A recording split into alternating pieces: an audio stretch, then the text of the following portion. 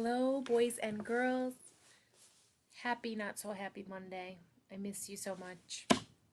Let's continue with our book Wonder by R.J.Palacio. We are on page 168. Back from winter break. Despite what Tushman said, there was no clean slate when I went back to school in January. In fact, there were totally weird. Things were totally weird from the second I got to my locker in the morning. I'm next to Amos, who's always been a pretty straight up kid, and I always like, yo, what up? And he basically just nods a half hello and closed his locker door. He basically just nodded a half hello, closed his locker door, and left. I was like, okay, that was weird. And then I said, hey, what's up? To Henry, who didn't even bother half smiling. He just looked away. Okay, something's up. Dissed by two people in less than 5 minutes. Not that anyone's counting. I thought I'd try one more time with Tristan, and boom, same thing. He actually looked nervous, like he was afraid to talk to me. I've got a form of the plague now, is what I thought. This is Julian's payback. And that's pretty much how it went all morning. Nobody talked to me.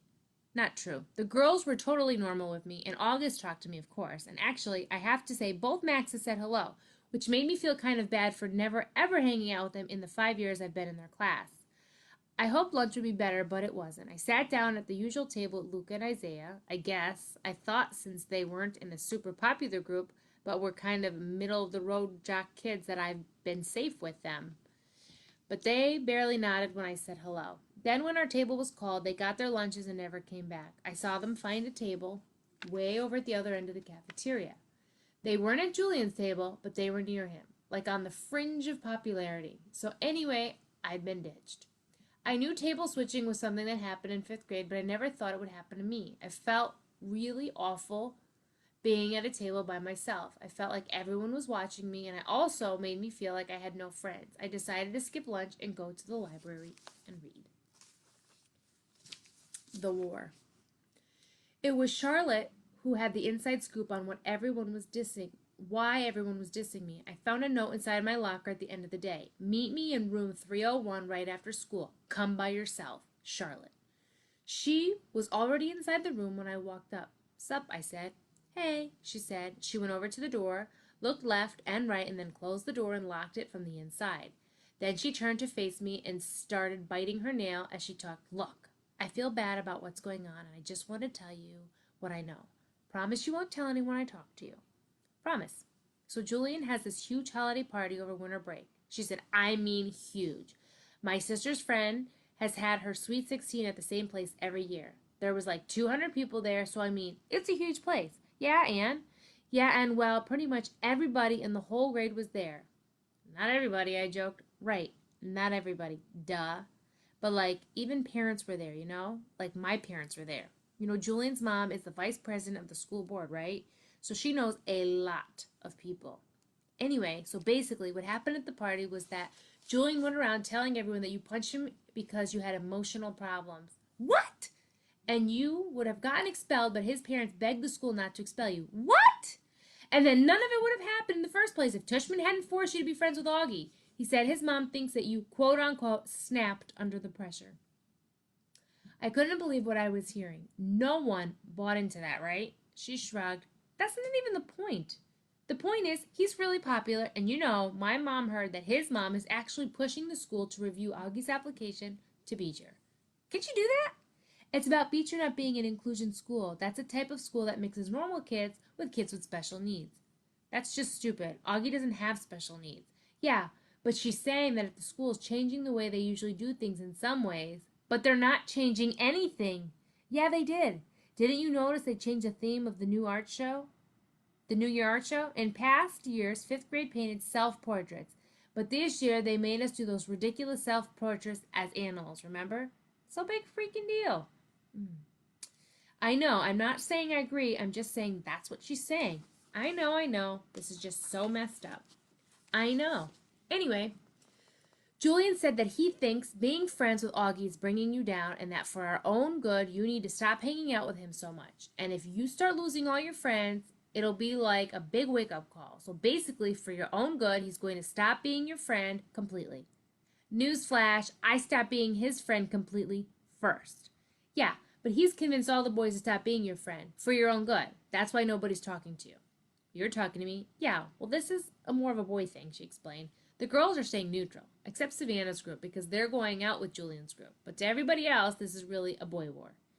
I nodded, and she tilted her head to one side and pouted like she felt sorry for me. It's okay that I told you all this, she said. Yeah, of course. I don't care who talks to me or not. I lied. This is all just so dumb. She nodded. Hey, does Augie know any of this? Of course not. At least not from me. And Summer? I don't think so. Look, I better go. Just so you know, my mom thinks Julian is a total idiot. She said she thinks people like her are Julian's mom is a total idiot, which is not nice to say, by the way. But she said she thinks people like her are more concerned about what their kid's class picture look like than doing the right thing. You heard about the photoshopping, right? Yeah, that was just sick. Totally, she nodded. Anyway, I better go. I just wanted you to know what was up and stuff. Thanks, Charlotte. I'll let you know if I hear anything else, she said. And before she went out, she looked left and right outside the door to make sure no one saw her leaving. I guess even though she was neutral, she didn't want to be seen with me. Switching tables. The next day at lunch, Stoop and me, I sat down at a table with Tristan, Nino, and Pablo. I thought maybe they were safe because they weren't really considered popular, but they weren't out there playing D&D at recess either. They were sort of in-betweeners, and at first I thought I scored because they were basically too nice to acknowledge my presence when I walked over to the table. They all said, hey. Though I could tell they looked at each other. But then the same thing happened that happened yesterday. Our lunch table was called, they got their food, and then headed toward a new table on the other side of the cafeteria. Unfortunately, Mrs. G, who was the lunch teacher that day, saw what happened and chased after them. That's not allowed, boys, she scolded them loudly. This is not that kind of school. You get right back to your table. Oh, great. Like that was going to help. Before they could be forced to sit back down at the table, I got up with my tray and walked away really fast. I could hear Mrs. G call my name, but I pretended not to hear her and just kept walking to the other side of the cafeteria behind the lunch counter. Sit with us, Jack. It was Summer. She and August were sitting at their table, and they were both waving me over. Why I didn't sit with August the first day of school. Okay, I'm a total hypocrite. I know. The very first day of school, I remember seeing August in the cafeteria, and everybody was looking at him and talking about him. Back then, no one was used to his face or even knew that he was coming to Beecher, so it was a total shocker for a lot of people to see him there on the first day of school. Most kids were even afraid to get near him. So when I saw him going into the cafeteria ahead of me, I knew he'd have no one to sit with, but I just couldn't bring myself to sit with him. I had been hanging out with him all morning long because we had so many classes together, and I guess I was just kind of wanting a little normal time to chill with other kids. So when I saw him move to a table on the other side of the lunch counter, I purposely found a table as far away from there as I could. I sat down with Isaiah and Luca even though I'd never met them before, and we talked about baseball the whole time, and I played basketball with them at recess. They became my lunch table from then on. I heard Summer had sat down with August, which surprised me because I knew for a fact she wasn't one of the kids that Tushman had talked to about being friends with August. So I knew she was doing it just to be nice, and that was pretty brave, I thought. So now here I am sitting with Summer and August, and they were being totally nice to me as always. I filled them in about everything Charlotte had told me, except for the whole big part about me having snapped under pressure of being August's friend, or the part about Julian's mom saying that Augie had special needs, or the part about the school board. I guess all I really told them about was how Julian had a holiday party and managed to turn the whole grade against me. It just feels so weird, I said, to have people talking to you and pretending you don't exist. Third time I'm going to try this. To not have people talking to you and pretending you don't even exist. Augie started smiling. You think? He said sarcastically. Welcome to my world. Sides. So here, said Summer at lunch the next day. She pulled out a folded piece of loose leaf paper and opened it. It had 3 columns of names. Jack's side. Jack, August, Reed, Max, and Max. Julian's side. Miles, Henry, Amos, Simon, Tristan, Pablo, Nino, Isaiah, Luca, Jake, Tolan, Roman, Ben, Emmanuel, Zeke, and Tomaso. Neutrals. Malik, Remo, Jose, Leaf, Ram, Ivan, and Russell. Where did you get this? Said Augie, looking over her shoulder as I read the list. Charlotte made it, Summer answered quickly. She gave it to me last period, and she said she thought you should know who was on your side, Jack. Yeah. Not many people, that's for sure, I said. Reed is, she said, and the two Maxes. Great, the nerds are on my side. Don't be mean, said Summer. I think Charlotte likes you, by the way. Yeah, I know. Are you going to ask her out? Are you kidding? I can't now that everyone's acting like I have the plague. The second I said it, I realized I shouldn't have said it. There was this awkward moment of silence, and I looked at Augie. It's okay, he said. I knew about that. Sorry, dude. I didn't know they called it the plague, though, he said. I figured it was more like the cheese touch or something. Oh, yeah, from the Diary of a Wimpy Kid, I nodded. The plague actually sounds cooler, he joked. Like some could catch the Black Death of ugliness. As he said this, he made air quotes. I think it's awful, said Summer, but Augie shrugged while taking a big sip from his juice box. Anyway, I'm not asking Charlotte out, I said. My mom thinks we're all too young to be dating anyway, she answered. What if Reed asked you out? I said. Would you go? I could tell she was surprised. No, she said. I'm just asking, I laughed. She shook her head and smiled. Why, what do you know? Nothing. I'm just asking, I said. I actually agree with my mom. She said, I do think we're too young to be dating. I mean, I just don't see what the rush is. Yeah, I agree, said August. Which is kind of a shame, you know. What with all those babes who keep throwing themselves at me and stuff. He said that in such a funny way, the milk I was drinking came out of my nose when I laughed, which made us all totally crack up. August's house. It was already the middle of January, and we still haven't even chosen what science project we were going to do or work on. I guess I kept putting it off because I didn't want to do it. Finally, August was like, dude, we have to do this. So we went to his house after school. I was really nervous because I didn't know if August had ever told his parents about what we now called the Halloween incident. Turns out the dad wasn't even home and the mom was out running errands. I'm pretty sure from the 2 seconds I'd spent talking to her that Augie had never mentioned a thing about it. She was super cool and friendly towards me. When I first walked into Augie's room, I was like, whoa, Augie, you have a serious Star Wars addiction. He had ledges full of Star Wars miniatures and a huge The Empire Strikes Back poster on his wall. I know, right? He laughed. He sat down on a rolling chair next to his desk, and I plopped down on a beanbag chair in the corner. That's when his dog waddled into the room right up to me.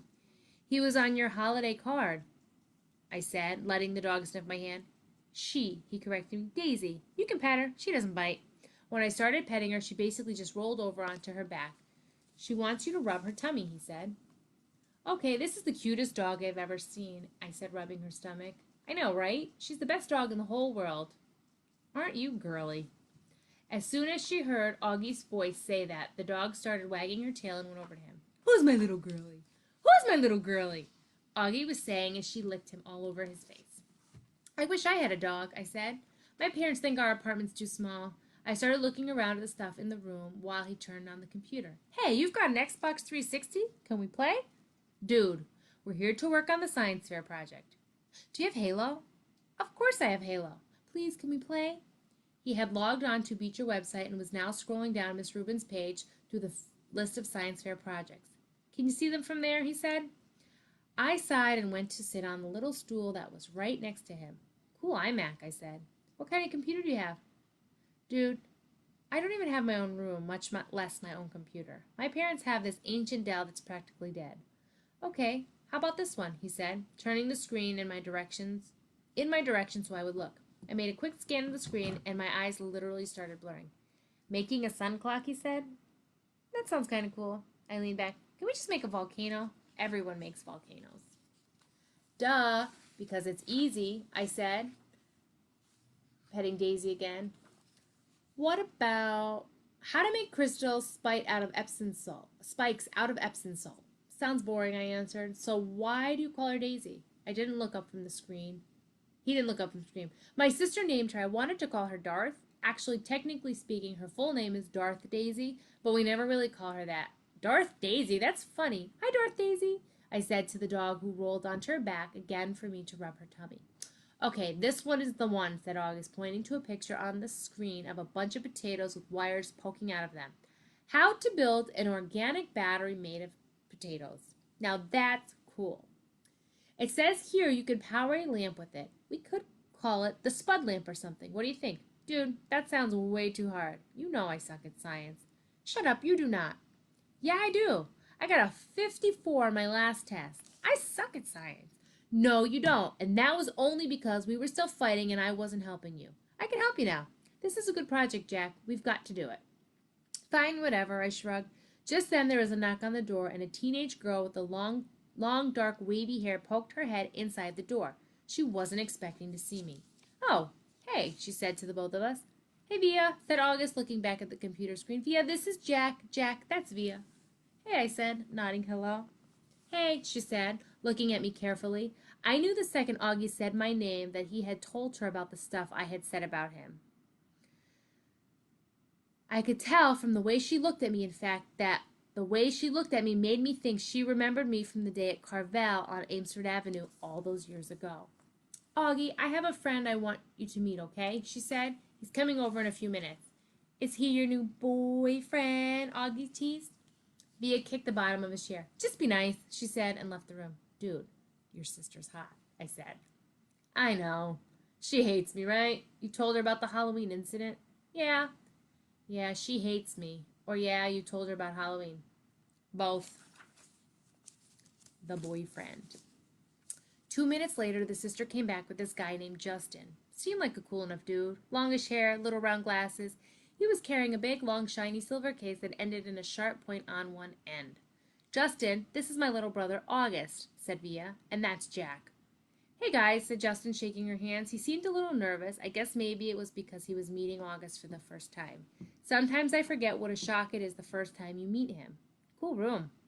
Are you Via's boyfriend? Augie asked mischievously, and his sister pulled his cap down over his face. What's in your case? I said. A machine gun? Ha, answered the boyfriend. That's funny. No, it's a fiddle. Justin's a fiddler? Justin's a fiddler, said Via. He's in a Zydeco band. What the heck is a Zydeco band? Said Augie, looking at me. It's a type of music, said Justin, like Creole music. What's Creole? I said. You should tell people that's a machine gun, said Augie. Nobody would ever mess with you. I guess you're right, Justin said, nodding and tucking his hair behind his ears. Creole's the kind of music they play in Louisiana, he said to me. Are you from Louisiana? I asked. No, he answered, pushed his glasses. I'm from Brooklyn. I don't know why this made me want to laugh.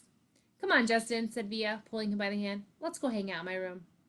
Okay, see you guys later. Bye, he said. Bye, bye. And as soon as they left the room, Augie looked at me smiling. I'm from Brooklyn, I said, and we both started laughing hysterically. And that is where we're going to end today. That is the end of part 4 of our book. Our next section is called part 5, Justin. So we will pick up tomorrow. Boys and girls, try to stay dry. I see that it's raining out there. Have a wonderful Monday afternoon. I will be on tomorrow morning for morning announcements. Then I'll be on later again in the day to continue reading our book. Have a good day. Bye.